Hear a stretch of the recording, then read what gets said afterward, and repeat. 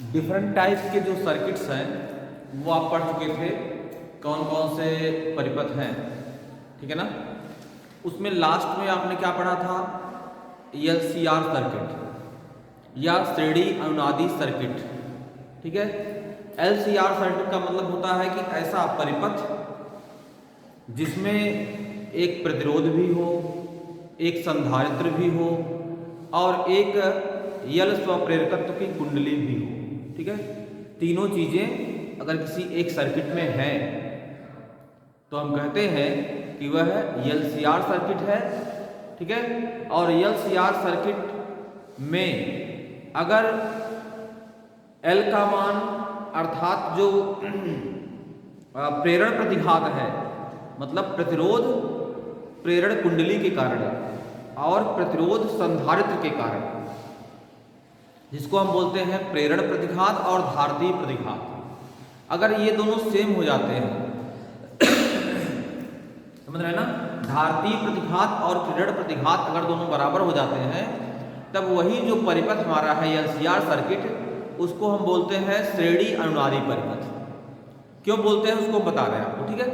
ध्यान दीजिएगा, यह एक प्रत्यावर्ती वोल्टेज स्रोत है जो कि V वोल्ट अप्लाई कर रहा है परिपथ के प्रतिरोधों के सिरों पर। इस परिपथ में कितने तरह के प्रतिरोध हैं? इस परिपथ में 3 तरह के प्रतिरोध हैं। एक जो है वो यल है, यल स्वप्रेरकत्व की कुंडली है, यल प्रतिरोध नहीं है, यल स्वप्रेरकत्व की कुंडली है। इसके सिरों पर जो प्रतिरोध है उसको दिखाते हैं एक्सियल से, और एक्सियल की वैल्यू होती है ओमेगा एल, ये जानते ही होंगे आप। दूसरा इसमें कौन सा है, C है, मतलब एक संधारित्र है। इसमें एक संधारित्र है तो संधारित्र के कारण भी परिपथ में कुछ प्रतिरोध होगा, इसको दिखाते हैं XC से, और XC जो है वो धारतीय प्रतिघात है। XC की वैल्यू होती है 1/ओमेगा C, ठीक है ना। और तीसरा जो है एक प्रतिरोध है R, और प्रतिरोध R के सिरों के बीच का जो प्रतिरोध होता है वो R से दिखाया जाता है, ठीक है ना, ऊपर जानते ही हैं। तो यह एक LCR सर्किट हो गया। क्या हो गया ये LCR सर्किट।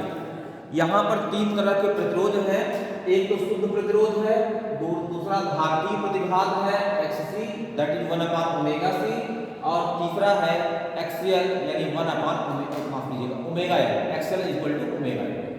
ये 3 तरह के प्रतिरोध हैं।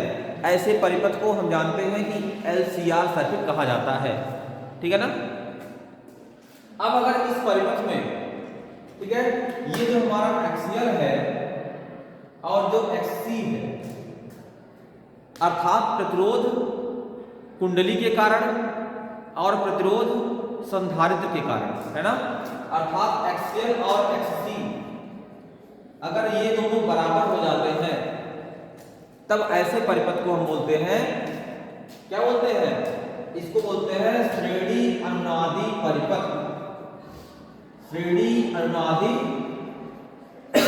परिपथ इसको कहा जाता है। क्यों कहते हैं इसको श्रेणी? तो मतलब इसलिए क्योंकि श्रेणी क्रम में तीनों प्रतिरोध है। अनुनादी परिपथ क्यों बोलते हैं इसको? रेजोनेंस सर्किट क्यों बोलते हैं इसको? रेजोनेंस घटना तो आप जानते ही होंगे, अनुनाद की घटना।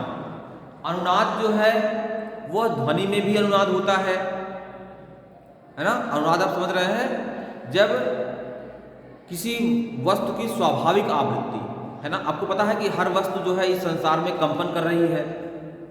जब किसी वस्तु की स्वाभाविक आवृत्ति और बाह्य बल की आवृत्ति, मतलब कोई बल उस पर आरोपित हो रहा है, उस बल के प्रभाव में भी वो कंपन कर रही है, तो अगर बाह्य बल की आवृत्ति और वस्तु की स्वाभाविक आवृत्ति दोनों मैच कर जाती हैं तो उस अवस्था में क्या होता है कि जो दोलन होते हैं उन दोलनों का जो आयाम है, एम्पलीट्यूड है, वो बढ़ जाता है। और अगर ध्वनि का केस है तो ध्वनि आपको तेज सुनाई पड़नी शुरू हो जाएगी। तो ऐसी घटना को हम बोलते हैं अनुनाद। पढ़ा होगा आपने अनुनाद की अवस्था को, ठीक है। तो ये अनुनाद केवल ध्वनि में नहीं होता, ये किसी परिपथ में भी होता है। ऐसे अनुनाद को हम बोलते हैं विद्युत चुंबकीय अनुनाद। क्या बोलते हैं इसको? विद्युत चुंबकीय अनुनाद बोलते हैं इसको। अब ये अनुनाद जब होगा तो उसकी एक फ्रीक्वेंसी होगी, वो फ्रीक्वेंसी हम निकाल दे रहे हैं अभी, कितनी फ्रीक्वेंसी होगी पूछा जाता है एक नंबर में कि श्रेणी अनुनादी परिपथ में परिपथ की आवृत्ति कितनी होती है। ध्यान दीजिएगा, XL इक्वल टू XC है, क्लियर बात हो गई। XL equal to XC, XL की वैल्यू क्या है यहां लिख दे रहा हूं ओमेगा L। XL की वैल्यू है ओमेगा L, XC की वैल्यू क्या है 1 अपान ओमेगा C। तो XL माफ कीजिएगा ओमेगा L इक्वल टू हो गया 1 अपान ओमेगा C, ओमेगा को यहां मल्टीप्लाई कर दो हो जाएगा omega square, omega multiply by omega, omega square हो जाएगा equal to 1 upon LC। L समझ ही रहे हैं, L स्वप्रेरकत्व है, C जो है संधारित्र की धारिता, संधारित्र की धारिता है। ओमेगा की वैल्यू क्या होती है 2 पाई f होती है ना, माना उस परिपथ की जो फ्रीक्वेंसी है, जिस परिपथ की ये बात हो रही है, उस परिपथ में जो विद्युत चुंबकीय अनुनाद होगा उसकी फ्रीक्वेंसी अगर f से दिखाई जाए तो ओमेगा इक्वल टू आपने पढ़ा होगा 2 पाई n अभी तक, तो यहाँ पर परिपथ की जो फ्रीक्वेंसी है उसको f से दिखाएंगे। तो ओमेगा इक्वल टू क्या हो जाएगा 2 पाई f, तो 2 पाई f का स्क्वायर हो गया, ठीक है। तो 2 पाई f का स्क्वायर हो गया, ये हो गया 1 अपान LC। तो 2 पाई f की वैल्यू क्या हो गई, इसका स्क्वायर रूट ले लीजिए, तो 1 अपान अंडर रूट LC हो गया, ठीक है ना। 2 पाई f की वैल्यू क्या हो गई 1 अपान अंडर रूट LC। अब f की वैल्यू क्या हो जाएगी 1 upon 2 pi under root LC। यही जो है विद्युत चुंबकीय अनुनाद की आवृत्ति होती है। विद्युत चुंबकीय अनुनाद की आवृत्ति है, इतनी आवृत्ति के साथ कोई परिपथ जो है वो श्रेणी अनुनादी परिपथ फ्रीक्वेंसी करता है, मतलब आवृत्ति करता है। तो अगर आपसे पूछा जाए कि श्रेणी अनुनादी परिपथ की आवृत्ति कितनी होती है तो आप ये बता देंगे F equal to 1 upon 2 pi LC, ठीक है ना, कोई दिक्कत नहीं ना। और दूसरी चीज ये कि इसके लिए शर्त पूछी जाए तो शर्त बता देंगे कि जो धारकी प्रतिघात है और जो प्रेरण प्रतिघात है ना, इसको मतलब resistance due to inductor, inductance and resistance due to capacitor, ये दोनों सेम होने चाहिए। अगर ये दोनों बराबर है तो उस अवस्था में जो है अनुनाद की पोजीशन आ जाती है, और उस अवस्था में जो आवृत्ति होती है परिपथ की वो इतने के बराबर होती है F equal to 1 upon 2 pi under root LC, ठीक है ना। अब यहाँ पर ध्यान दीजिए एक चीज, महत्वपूर्ण चीज, इस श्रेणी अनुनादी परिपथ का उपयोग क्या है, ठीक है ना। श्रेणी अनुनादी परिपथ का उपयोग ध्यान दीजिएगा, इसको मैं मिटा दे रहा हूं।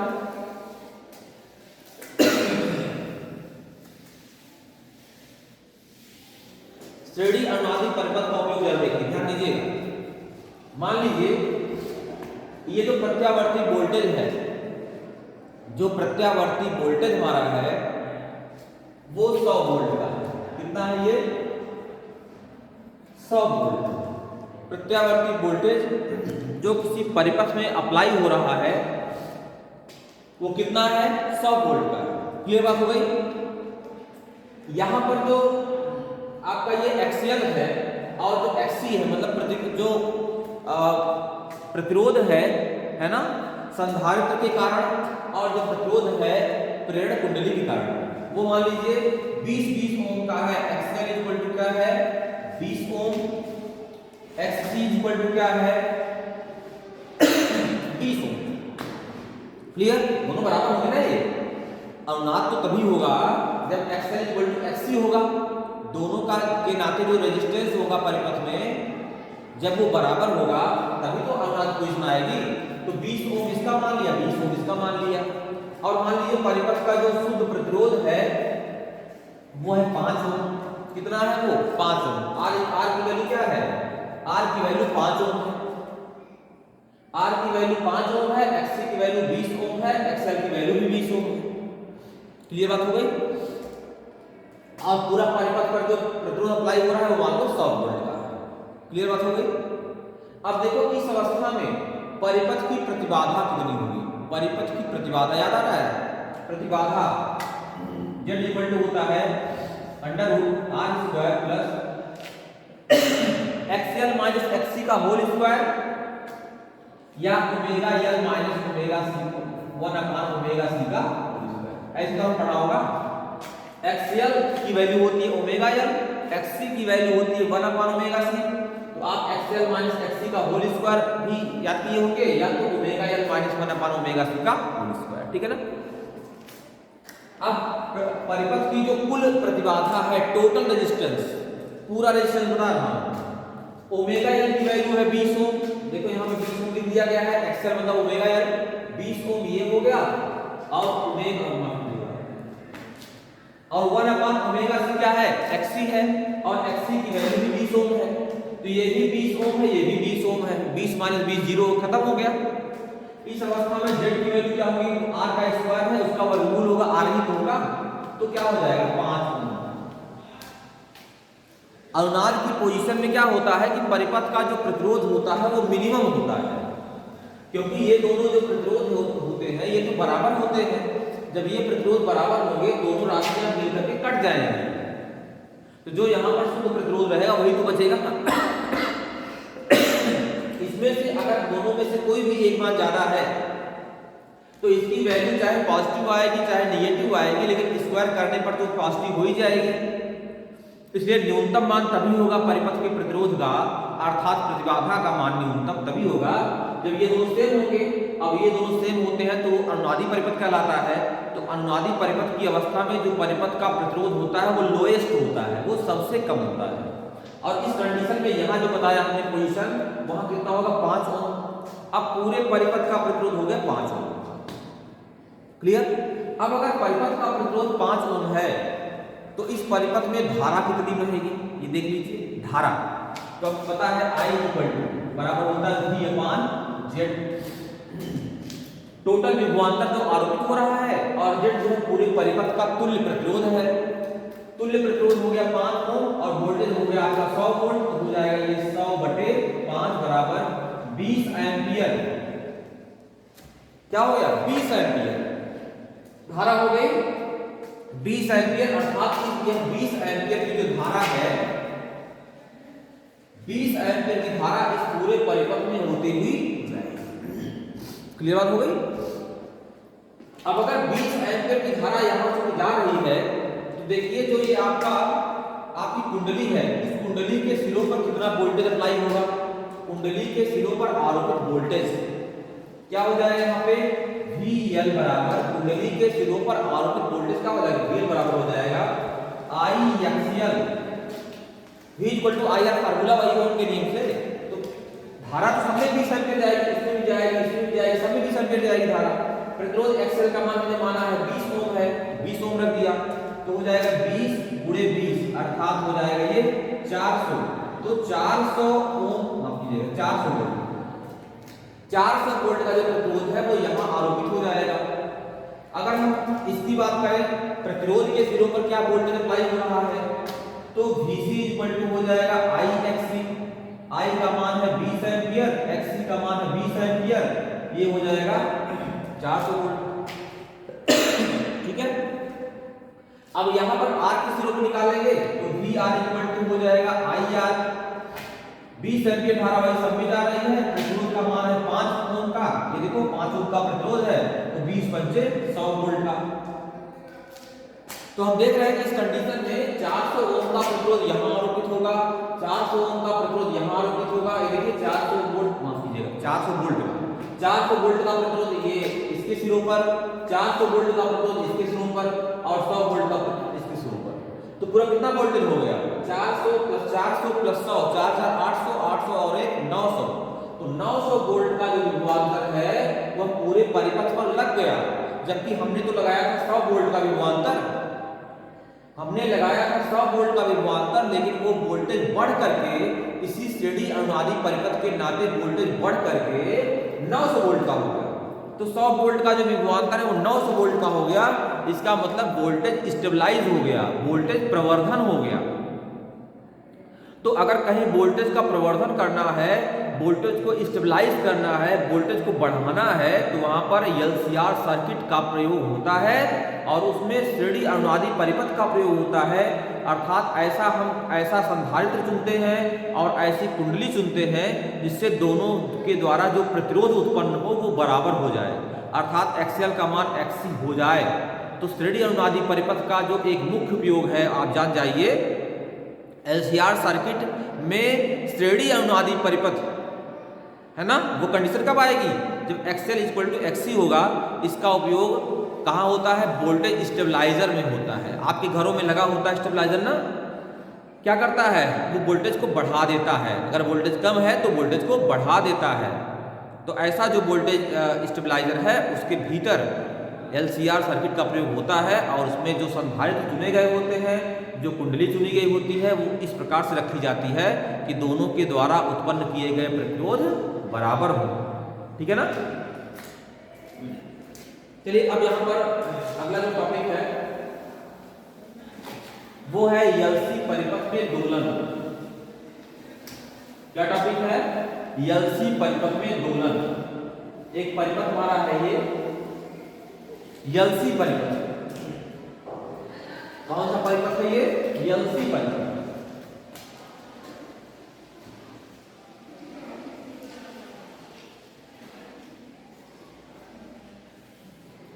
एलसी परिपथ में दोलन। ठीक है ना। देखो ये हमारा एक एलसी परिपथ है, एक एल प्रेरक तत्व की कुंडली है, ये देख ही रहे हैं, एक सी धारिता का संधारित्र है। क्लियर बात हो गई। एक परिपथ हमारा है, इसमें एक एल प्रेरक तत्व की कुंडली है और एक सी धारिता का संधारित्र है, और ये परिपथ में एक सेल लगा हुआ है, एक सेल लगा हुआ है। ठीक है, इसका विद्युत वाहक बल E है। देखिए परिपथ की जो प्रकृति है वो एक बार देख लीजिए अच्छे से। यहाँ पर A और B 2 पॉइंट है, A और B यहाँ पर 2 पॉइंट है। ठीक है, एक बार S का संबंध A से हो जाता है। ठीक है ना। S कौन सा S इसको मानते हैं ये, एक बार S का संबंध A से हो जाता है, फिर आप जब चाहेंगे तो S का संबंध B से भी हो जाएगा। एक बार S का संबंध A से, फिर S का संबंध B से हम करेंगे। ठीक है, जब S का संबंध A से कर देते हैं तो परिपथ में कौन क्या क्या लग गया, परिपथ में एक संधारित्र हो गया और एक सेल हो गया। ये वाला पोर्शन फिर कट जाएगा। समझो परिपथ में जो है कुंडली नहीं है। ठीक है, दूसरी अवस्था में अगर यस एक यस का जो संबंध है B से कर देंगे, S का संबंध अगर हम B से कर देंगे तो उस कंडीशन में क्या होगा, परिपथ में सेल हट जाएगा, केवल परिपथ में L बचेगा और C बचेगा, मतलब कुंडली बचेगी और संधारित्र बचेगा। ठीक है ना। तो इसमें क्या होता है कि पहली कंडीशन में S का संबंध हम A से कर देते हैं, समझो कि कुंडली परिपथ से हट गई है। उस अवस्था में यहाँ पर जो सेल हमारा है, उस सेल से निकलने वाले जो आवेश है वो कहाँ जमा होंगे, वो संधारित्र पर जमा होंगे। सेल से निकलने वाले आवेश कहाँ जमा होंगे, संधारित्र पर जमा होंगे। और हमारा जो संधारित्र है क्या होगा, वो चार्ज हो जाएगा। क्या हो जाएगा, चार्ज हो जाएगा। संपूर्ण जो धन आवेश है, समझ रहे हैं ना, वो आकर के संधारित्र की पहली वाली प्लेट पर जमा हो जाएगा। और प्रेरण के नाते जितना ही धन आवेश यहाँ जमा होगा पहली वाली प्लेट पर, उतना ही ऋण आवेश स्वतः दूसरी वाली प्लेट पर उत्पन्न हो जाएगा। पढ़ा है ना अपने संधारित्र को। तो पहली वाली कंडीशन में जब हमने S का संबंध A से किया तो उस अवस्था में जो संधारित्र हमारा है वो फुली चार्ज हो गया। संधारित्र जो है वो फुल्ली चार्ज हो गया, अर्थात संधारित्र जो है पूर्ण रूप से आवेशित हो गया। उसकी एक प्लेट पर धन आवेश संचित हो गया, ये देखो ध्यान से, उसकी पहली वाली प्लेट पर धन आवेश संचित हो गया और दूसरी वाली प्लेट पर उतनी ही मात्रा में ऋण आवेशों का संचय हो गया। ये कंडीशन हमारी आ गई। तो परिपथ में संधारित्र हमारा हो गया, फुल्ली चार्ज हो गया। अब हमने क्या किया, अब हमने क्या किया कि जो S हमारा A हमारा है, उस A को हमने यहां हटा करके S का संबंध B से कर लिया। मतलब ये पोजीशन हो गया, ध्यान में जरा, ये पोजीशन हो गया, ऐसे हो गया, समझ गए। S का संबंध B से हो गया। अब क्या होगा, अब संधारित्र तो पूरी तरह से चार्ज हो चुका है, एक बार सेल हमारा जो है वो परिपथ से कट गया।